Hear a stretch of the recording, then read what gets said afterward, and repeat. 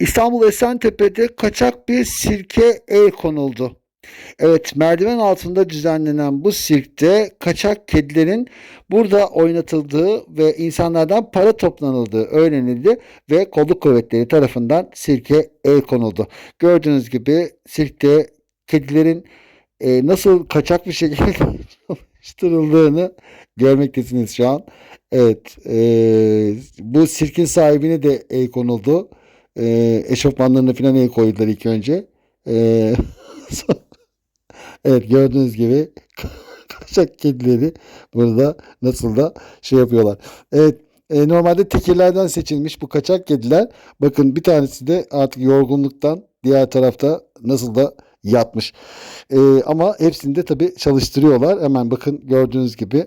Bu video kayıtları da bakın artık nasıl çalıştırıyorlarsa çocuk masanın altına girdi.